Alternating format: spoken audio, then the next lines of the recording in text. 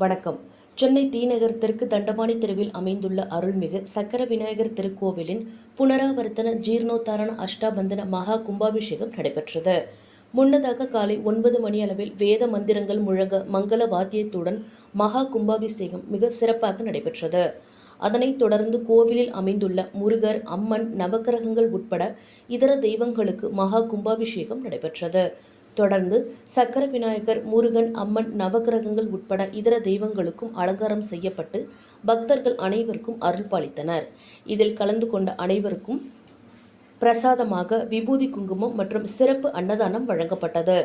இந்த கோவில் பல ஆண்டுகளுக்கு மேலாக இங்கு அருள் பாலித்து வருவதாகவும், மக்கள் வேண்டிய வரம் அனைத்தும் கிடைக்கும் வல்லமை கொண்ட விநாயகராக விளங்கி வருவதாக அவர்கள் தெரிவித்தனர். கோவிலின் விநாயகர் சதுர்த்தி, சங்கடகர சதுர்த்தி காலங்களில் சிறப்பு பூஜைகளும் நடைபெற்று வருகின்றது. இந்த திருக்கோவிலில் 22/8/2025 முதல் 48 நாட்களுக்கு மண்டல அபிஷேகமும் நடைபெறும். அப்பொழுது பக்தர்கள் அனைவரும் சக்கர விநாயகர் அருளாசி பெறலாம். இந்த கும்பாபிஷேகத்தில் தியாகராய நகர் சட்டமன்ற உறுப்பினர் ஜெ. கருணாநிதி மற்றும் முக்கிய பிரமுகர்கள், அப்பகுதி மக்கள் கலந்து கொண்டனர். கும்பாபிஷேக நிகழ்ச்சியினை ஆலய செயல் அலுவலர் தக்கர், கோவில் விழாக்குழு நிர்வாகிகள் மிக சிறப்பான முறையில் ஏற்பாடு செய்திருந்தனர்.